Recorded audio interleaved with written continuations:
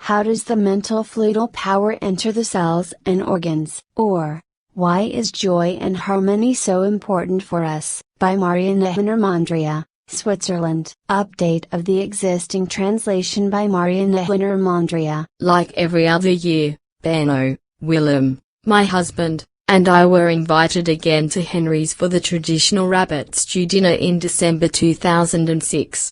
Benno and Henry have been friends since my time at IBM and I've known them for over 30 years. They are rather intellectual, widely read and therefore well educated. Since his early retirement, Henry has even been taking a biology correspondence course. Upon arrival, Henry has everything prepared so that the rabbit stew only needs to be warmed up, while the vegetables and polenta are being cooked. When the males are in the kitchen, working and chatting, I usually sit in the living room in an armchair, looking among Henry's many books for new ones. Then a book with the German title, Intelligente Zellen, Wie Erfahrungen unsere Gene steuern, by Bruce Lipton, Ph.D., ISBN 3936862-885, caught my eye. Immediately I picked it up. I had already read several pages of Billy Edward Albert Mayer's new book about mental fluidal powers, and so it was just what I was waiting for. The book is a German translation of the American English original, which is titled The Biology of Belief, Unleashing the Power of Consciousness, Matter and Miracles, ISBN 0975991477, by Bruce H. Lipton, Ph.D. There you go, I thought. It seems the Americans cannot do anything without belief, and started to read the text on the back cover of the book, which made me sit up and take notice. It says there, stunning new scientific discoveries about the biochemical effects of the brain's functioning show that all the cells of your body are affected by your thoughts. The author, a renowned cell biologist, describes the precise molecular pathways through which this occurs. He demonstrates how the new science of epigenetics is revolutionizing our understanding of the link between mind and matter, and the profound effects it has on our personal lives and the collective life of our species. I was now completely captivated by the book. I read the titles of the individual chapters and browsed through them with increasing interest. The more I read, the more sure I was to have found something that explains Billy's statements about the mental fluidal powers on a cellular level, even if Bruce Lipton's scientific colleagues may turn up their noses at the way in which he does it. Something that cannot be measured cannot be true, and quantum physics has not yet found its way into the mindset of many biologists. Clear effects of thoughts on the body are dismissed by them as mere coincidence, provided they are observed at all. Then I ask Henry, have you already read this book? No, is his answer, and I'm not sure if I will. It's probably not scientifically precise enough for him, I think, and then ask, can I take it and read it at home? The book seems to be very interesting. I'll give it back to you afterwards, knowing well that he will agree to my request. He ended up giving it to me as a present. The American title is awkward for a German brain and evidently does not mean biology of belief as one would expect, but in the translator's free translation, biology of stored convictions. As we all know from Billy Edward Albert Mayer, this translation is still not correct. It should be called biology of mentality, which beliefs and convictions can of course be part of. The subject mental fluidal powers is very comprehensive, of immense importance and extremely interesting. Yet it appears to be a completely unknown subject for scientists. It should at least come up when dealing with the subject of organ transplants and of course also in general in regards to how we lead our lives. Unfortunately, it will still take a while. If up to now, you have never heard of or read about the mental fluidal powers, you perhaps need some introductory words in order to better understand my joy in discovering this book. The mental fluidal powers are, roughly said, a swinging wave in which the character, the personality and mentality, the psyche, The thoughts and feelings and impulses of the consciousness are stored. The mental fluidal powers are based on electric-magnetic swinging waves which exhibit certain powers and frequencies, depending on the personality they belong to. They are, contrary to the actual measurable material electric-magnetic swinging waves, called mental fluidal powers, because they are fine material swinging waves. Unfortunately, for the time being these fine material swinging waves cannot be observed because the required measuring devices do not exist yet. The mental fluidal powers are emitted in a fluidal or a swinging wave base-wise by the body or the consciousness, the mental block, and also by the personality and character, and they settle into cloths, jewelry, walls, houses, furniture, keyboards, chairs, books, trees, etc. Everything the human being is surrounded by. The longer the objects are in the human being's proximity, the more they will be loaded with mental fluidal energies, like a battery. All mental fluidal powers are stored as firm and remaining information in all cells of the body. The information of the mental block is stored within seconds in all of the body's organs and in the entire cell system, whereby an organic and a cellular memory is created. If an organ is used for transplant, then the entire cellular and organic memory is transplanted as well. This means that the transplanted organ transfers all of its mental swinging waves, energies, powers and information into the recipient's entire body, even into his or her brain and consciousness. This also means that characteristics, wishes, hopes, fears, fright, horror, panic, addictions, sympathy, joys, etc. as well as behaviors are transferred as well. A thorough introduction into the fluidal powers is given in the book Rund die fluidalen Energien resp. Fluidalkräfte. in German only, by Billy Edu and Albert Meyer.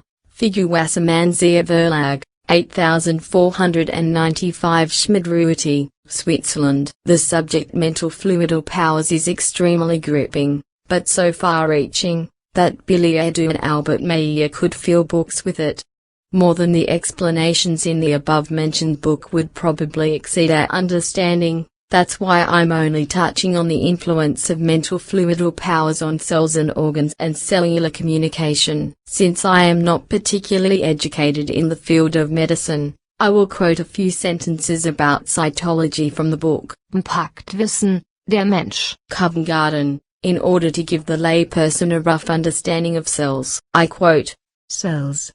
Our body consists of more than 50 million individual cells. Other sources mention 1013 to 1014, remark, working together very closely. Each cell is a microscopic little world in which several thousand chemical reactions take place. Cells are the smallest completely living building blocks of the body. Annotation: up to now nothing smaller has been found, although it does exist.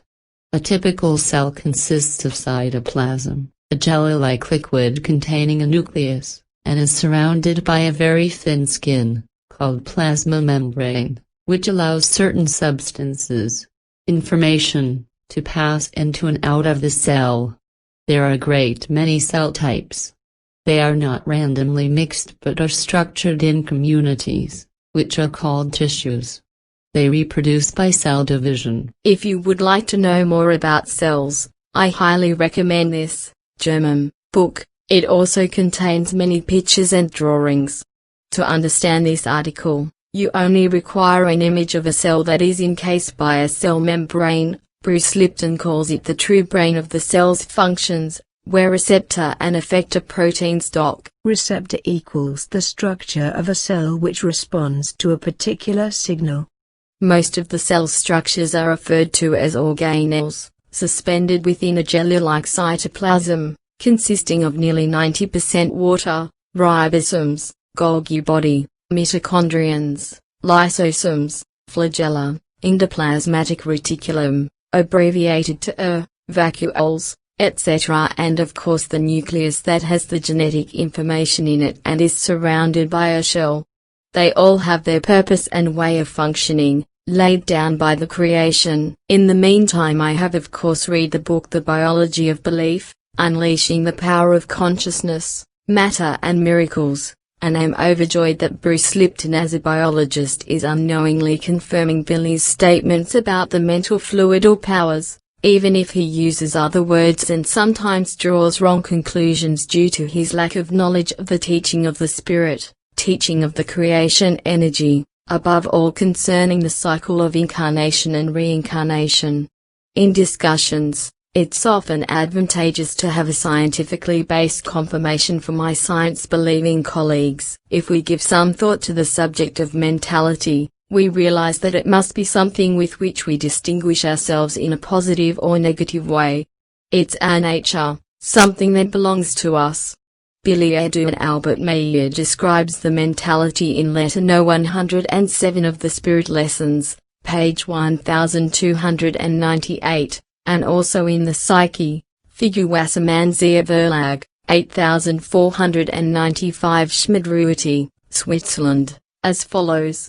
The term mentality is a comprehensive term for the feeling, emotional, consciousness, personality and psyche life of the human being, in which the way of thinking, the education and upbringing, the world of wishes and instincts, the world of impulses, the attitude and direction are also anchored. In total, this comprises the consciousness attitude, or rather the personality constitution of a human being, from which the relationship to reality and fantasy arises, as well as to the individual and collective behavior. This behavior is called mentality, as named after the Sanskrit's original term manas.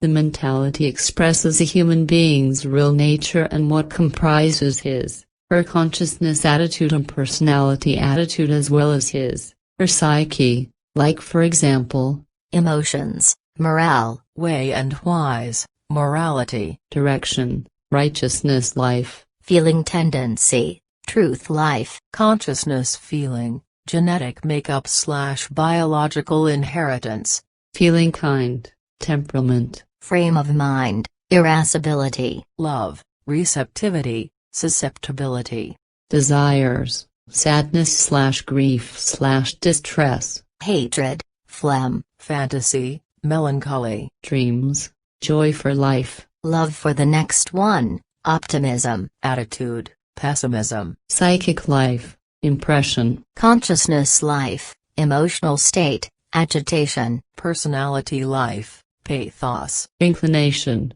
honesty, penchant, enthusiasm, need, reality relatedness, mood, passion, warmth, fervor, choleric, sanguineness, sympathy, concern, joy, discord, indifference, feelings for others, participation, cordiality, outpouring of feelings, character, wrath, rage, etc., etc. The list could almost be endlessly continued, and the listed as well as the still unlisted qualities are all directly referred to by mentality. It is easy to understand that none of these expressions have anything to do with the Gemüt, spirit consciousness related feeling, but only with the mentality, which is consciousness. Personality tendency embodies the nature of the human being and what makes a human being a human being. For those who may not know, the German word GMT, spirit consciousness related feelings, refers to the spiritual block and factor which organizes and manages within the spirit body of a life form, in this case the human being, the spirit consciousness related feelings and the spirit consciousness related thoughts in a constant, balanced wise. If anyone succumbs to the temptation to gamble once within 30 years, then they are not really born gamblers, nor have they a tendency to gamble. Of course, it is different when there is a daily need and urge to try one's luck, or to cravingly surf the internet for hours on end and losing track of time. Depression and a consciousness-related instability, every kind of woes our tongue, regardless whether it is positive or negative, but, of course, also love, peace, freedom and joy, as well as an agreeable, creational-related led life distinguish a human being, and this is stored in all the cells and organs in the form of mental fluidal power. Bruce Lipton writes about this on page 191. supporting evidence for my belief that an individual's broadcast is still present even after death comes from transplant patients who report that along with their new organs come behavioral and psychological changes. One conservative, health-conscious New Englander, Claire Sylvia, was astonished when she developed a taste for beer, chicken nuggets and motorcycles after her heart-lung transplant. Sylvia talked to the donor's family and found she had the heart of an 18-year-old motorcycle enthusiast who loved chicken nuggets and beer. In her book called A Change of Heart, Sylvia outlines her personal transformational experiences, as well as similar experiences of other patients in her transplant support group. Paul P. Pearsall presents a number of other such stories in his book, The Heart's Code, Tapping the Wisdom and Power of Our Heart Energy. The accuracy of memories that accompany these transplants is beyond chance or coincidence. One young girl began having nightmares of murder after her heart transplant.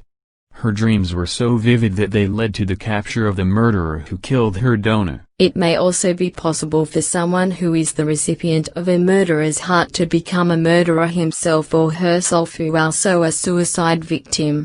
Scientists even intend to already transplant hearts and possibly other organs from pigs into human beings.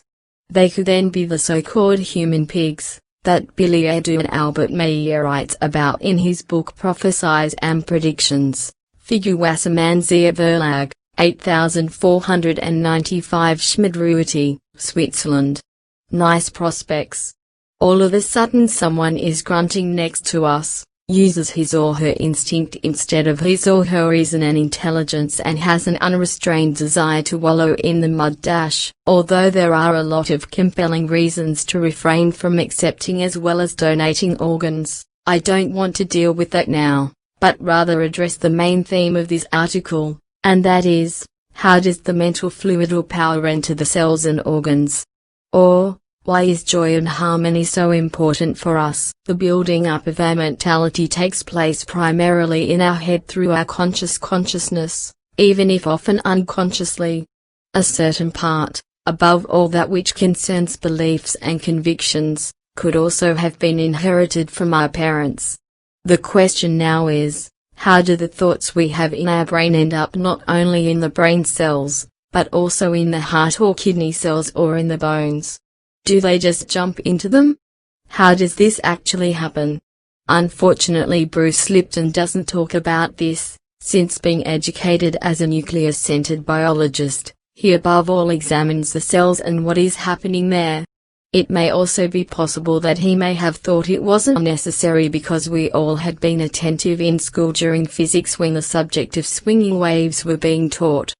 I will therefore try to shed some light in the darkness, based on my knowledge on the teaching of the spirit and radio signals, at least since the invention of the WAN, wireless local area network, the radio-controlled clock, the mobile, or cell, phone and their, male-favored, toy BlackBerry. We know that our electronic devices do not have to be connected over a wire with a wall socket to send signals, but that the necessary information signal is simply there, wireless, quasi out of the air.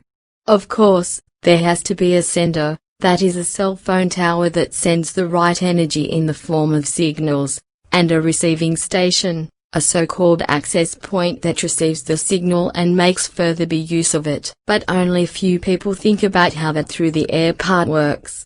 A radio signal is an impulse or a short character string to transmit messages. Radio signals are electromagnetic waves, that's why they don't need a medium to diffuse.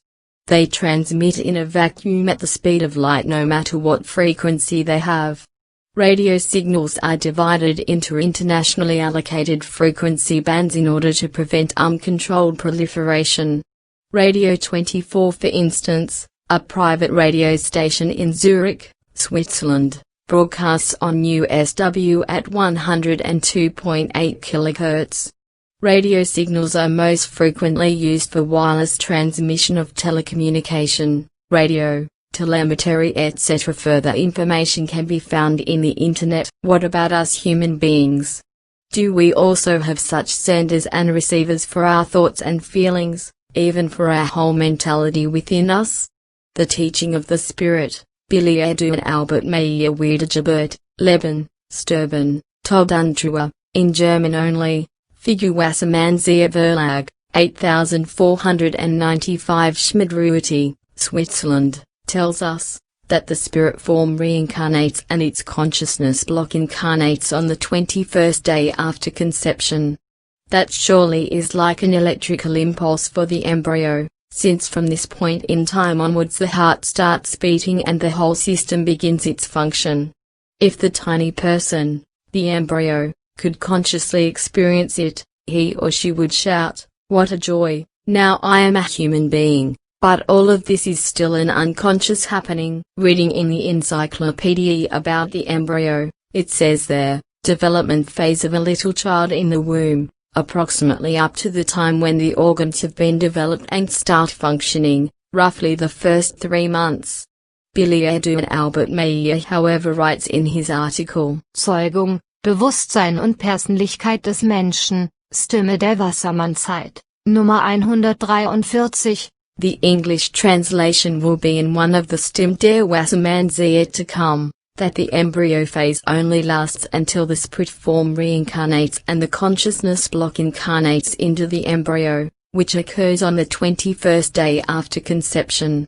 He says, at this point, the pulsing natural instinct-wise state of life of the embryo changes into a conscious living process.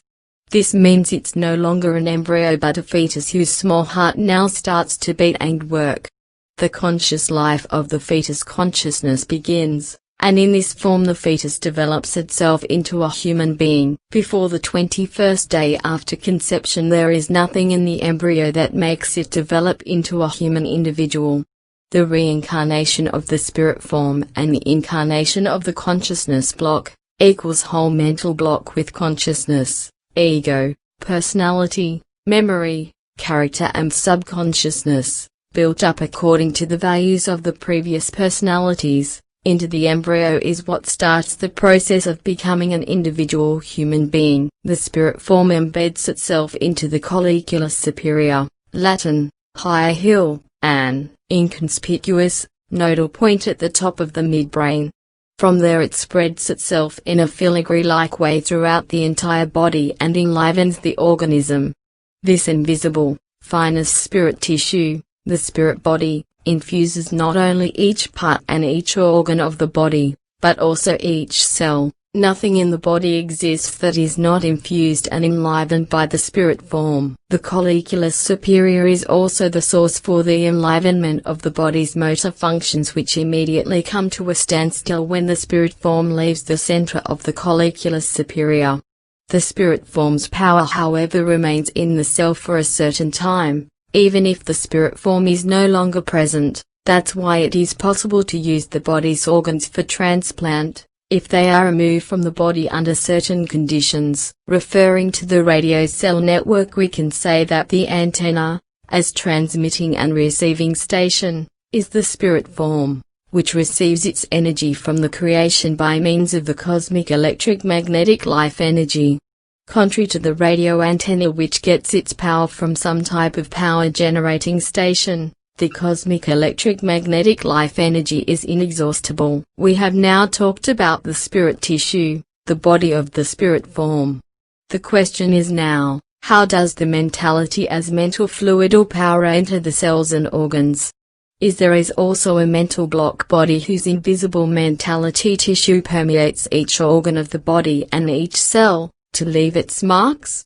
Like an invisible band with many different frequencies within a certain wave band, it really is like that. The consciousness block, and in it the subconsciousness, starts functioning as a transmitting as well as receiving station as soon as it becomes fixed in the human brain, and the mentality is part of the consciousness block, which is, during the human being's lifetime, subject to some changes, even if they are often only marginal.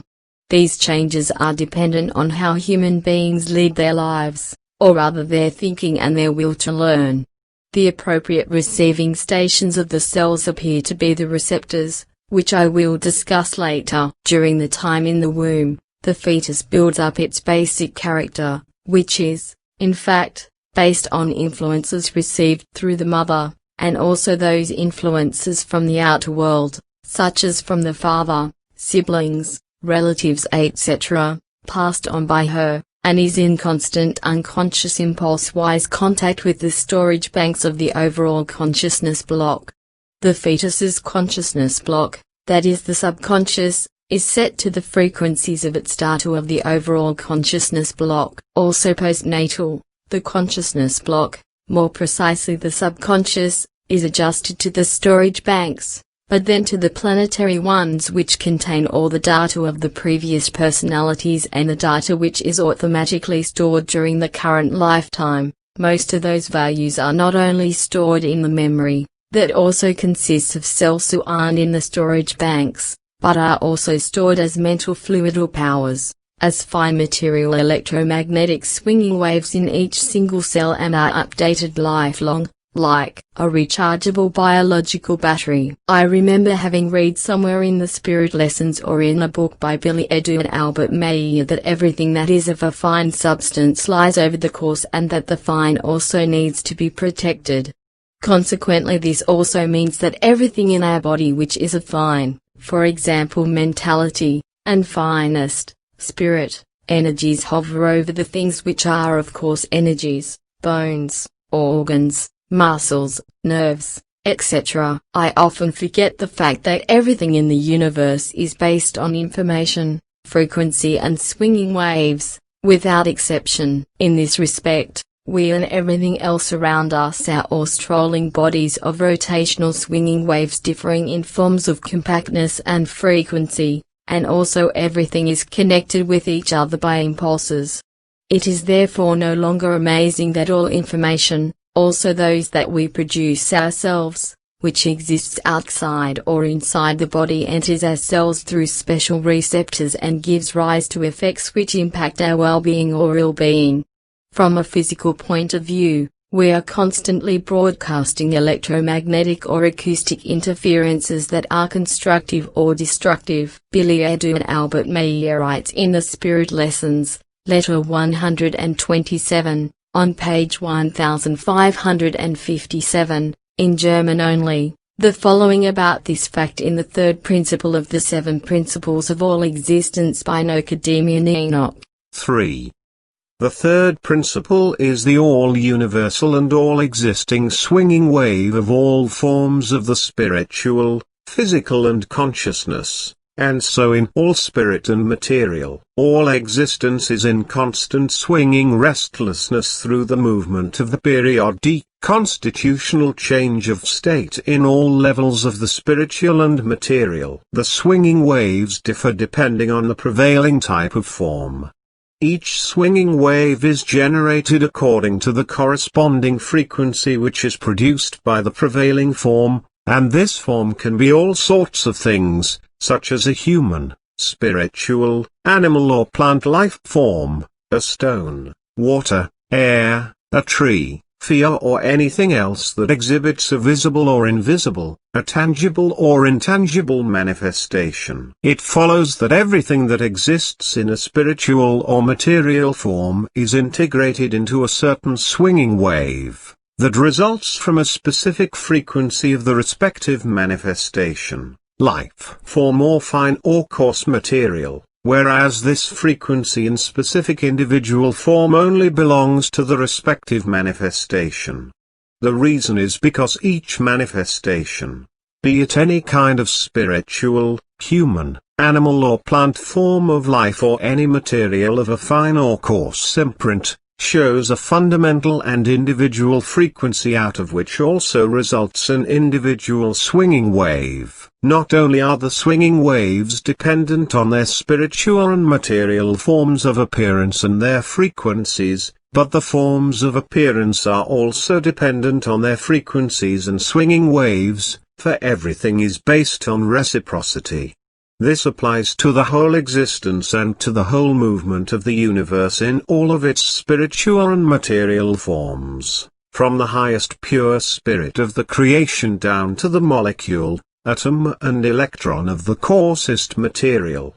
The conditions of all forms of appearance are dependent on their swinging waves, as the swinging waves again are dependent on their forms of appearance. But the forms of appearance and their swinging waves are again dependent on the state of evolution and the level of evolution in which they exist, as well as on the opportunity to evolve, in which each form of appearance and its swinging wave are placed, categorized, no matter whether they are of spiritual or material nature, and so in the spiritual, physical and consciousness. If we consider the anatomy of a human being and visualize everything in manifold forms of different reciprocally rotating swinging waves of a certain frequency range, which is by no means easy, then the skeleton surely has the lowest frequency, followed by the inner organs, the nervous system and the skin. Of course, a lot of other elements should be listed. The human being after all is a marvelous thing of relative perfection, but I'm really no authority in this respect. Although I don't know a lot about cells, these tiny little things have always fascinated me. In principle they are like little human beings, they contain everything, even a brain. Bruce Lipton thinks that the cell's brain is its membrane and not the DNA in the cell's nucleus, which is what many other people suspect or claim. According to Bruce Lipton, there are two functional classes of integral membrane proteins, IMPs, receptor proteins and effector proteins. Receptor equals receiver, organ to accept external impulses/signals. Receptor IMPs are the cell's sense organs, the sensory nerves, that is the equivalent of our eyes, ears, nose, taste buds, feelers, etc. The effector proteins are like processors which take care of the programs that control and regulate, similar to our consciousness programs. Receptors function as molecular nanoantennas, and are tuned to respond to specific environmental signals. Some receptors extend inward from the membrane surface to monitor the internal milieu of the cell. Other receptor proteins extend from the cell's outer surface, monitoring external signals. Cells possess a uniquely tuned receptor protein for every environmental signal that needs to be read. It is quite clear that there are receptors that respond to physical signals, but many do not consider that the receptors' antennas are also able to read swinging wave-based energy fields such as light, sound, and radio frequencies, and most scientists who have a vested interest in the economic aspects of electromagnetic use deny such a thing vehemently, otherwise they would also have to admit that electromagnetic fields, so-called electronic smog, from power lines, radar, microwaves, satellites, and wireless communication networks and devices, etc. reach the cells and cause negative effects. We also know that extremely disharmonic music, shouting and squabbling, hatred etc. not only harm our brain as our psyche but also our organs, and even the fetus in the womb is negatively affected as the harmful frequencies enter the mother's body and reach its cells. Harmonic music, however, like that is by Mozart, or a song sung by a pleasing voice, loving and gentle words make our psyche and each of our cells harmonious and healthy. The antennas on these energy receptors, as they are called by Bruce Lipton, vibrate like tuning forks. If an energy vibration, swinging wave, in the environment resonates with a receptor's antenna, it will alter the protein's charge, causing the receptor to change shape. Song 1989. It is like lock and key. When there is a match, the protein changes its conformation. I seem to share Bruce Lipton's preference for using the computer as an analogy, because in the subchapter The Secret of Life he writes the following. I grabbed the book, Understanding Your Microprocessor, and found in the introduction a definition of a computer chip that read, a chip is a crystal semiconductor with gates and channels. For the first second or two I was struck by the fact that the chip and cell membrane shared the same technical definition. I spent several more intense seconds comparing and contrasting biomembranes with silicon semiconductors. I was momentarily stunned when I realized that the identical nature of their definitions was not a coincidence. The cell membrane was indeed a structural and functional equivalent, homologue, of a silicon chip. The fact that the cell membrane and a computer chip are homologues means that it is both appropriate and instructive to better fathom the workings of the cell by comparing it to a personal computer. The first big deal insight that comes from such an exercise is that computers and cells are programmable. The second corollary insight is that the programmer lies outside the computer, cell. Biological behavior and gene activity are dynamically linked to information from the environment, which is downloaded into the cell. As I conjured up a biocomputer, I realized that the nucleus is simply a memory disk, a hard drive containing the DNA programs that encode the production of proteins. Let's call it the double helix memory disk. In your home computer you can insert such a memory disk containing a large number of specialized programs like word processing, graphics and spreadsheets. After you download those programs into active memory, you can remove the disk from the computer without interfering with the program that is running. When you remove the double helix memory disk by removing the nucleus, the work of the cellular protein machine goes on because the information that created the protein machine has already been downloaded. Enucleated cells get into trouble only when they need the gene programs in the ejected double helix memory disk to replace old proteins or make different proteins. So it was with a jolt that I realized that the gene-containing nucleus does not program the cell. Data is entered into the cell computer via the membrane's effector proteins, which represent the cell's keyboard, annotation, where the input is entered. Receptors trigger the membrane's effector proteins, which act as the cell/computer's central processing unit, CPU. The CPU effector proteins convert environmental information into the behavioral language of biology. These energy receptors surely receive all the energies that Docker's proteins irrespective of being measurable or, still, not. The effect in the cells is proven even when everything runs invisibly. Furthermore, I think that in the processor of the effector proteins everything ever possible is pre-programmed by the creation, similar to our consciousness programs. I often ask myself how stupid we must be to slowly but surely destroy ourselves simply through our thoughts, feelings and actions, and what we allow to affect us. Of course our polluted air and our food that is denatured and contaminated with hormones and pesticides are also harmful for us, but this is our own fault. We would have it in our hands to create a humane and consciousness-supporting life if we did not continuously grow and want to have more of everything, starting with money and the massive overpopulation. Create for yourself a vivid image of how our cells suffer if we harm our psyche by negative and bad thoughts and feelings and build up a mentality that leads us towards the abyss. Our posture is bowed down, the eyes cloudy, the corners of our mouth turned downwards. The skin turns pale, we are grumpy, harsh, react indignantly and feel weak and tired.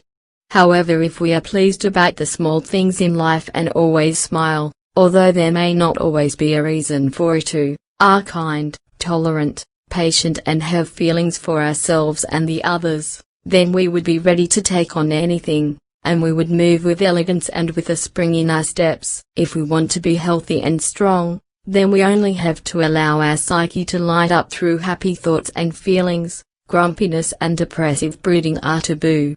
According to scientific studies, in chronically depressed patients, the hippocampus and the prefrontal cortex, the center of higher reasoning, are physically shrunken. We all have heard and read a lot about the placebo effect. Placebos, the power/cause of positive beliefs.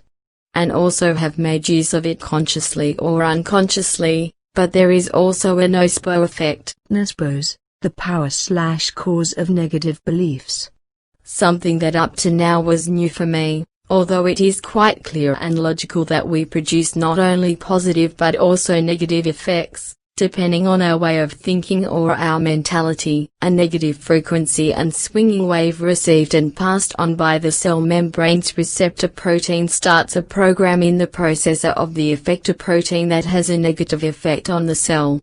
If we, for example, read about the possible heavy negative side effects of a medication, then these negative effects can, depending on our attitude, be much stronger than the doctor's suggested help and also stronger than our wish to get healthy again. Phobias of any kind, obsessive fear, and a constant negative attitude towards everything are the worst psyche and cell killers, apart from the great challenge of living with such a negative thinker, man or woman. But also thoughtless words directed at another human being can cause a nocebo effect and make them psychologically and physically ill, and can even lead to their death, if they believe the words, that is, are convinced of their correctness. There are enough examples of this from doctors and other medicine men and women. It is said that these were the words of Mahatma Gandhi. Your beliefs become your thoughts. Your thoughts become your words. Your words become your actions. Your actions become your habits. Your habits become your values. Your values become your destiny. I don't know if he really said it like that.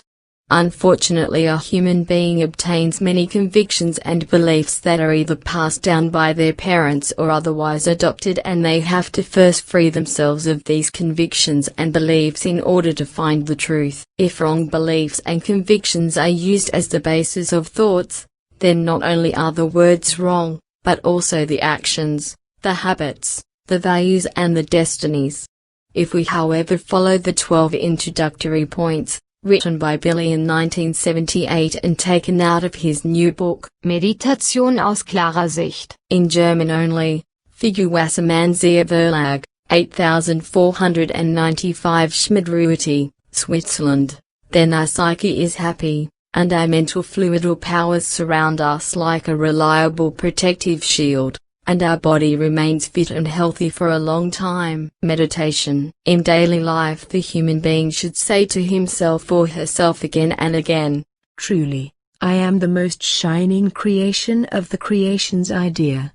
Truly, I am in every respect in agreement with the creation's standing rules and regulations and with myself. Truly, everything turns itself towards the best for me because I live in the success of the idea of the creation. Truly, I know that there is no resistance to my successes, also not in my thoughts and not in my imagination and also not in my feelings. Truly, I know that I can do everything and that success is always granted, because it is so. Truly, I am myself the master of my destiny and also a spiritual and psychic magnet who attracts health, peace, calm, love, respect and deference as well as success and wealth. Truly, I know that my thoughts are my might and that with these I determine everything about myself. Truly, my thoughts are my might of consciousness and subconsciousness and I connect with it each and every second. Truly, I am glad and happy and full of love. Truly, my life and activity exist as success because I know that what is most successful is success. Truly, I am one with the creation's consciousness and also with myself. Truly, my life is fulfillment because everything fulfills itself in me, for I myself am success.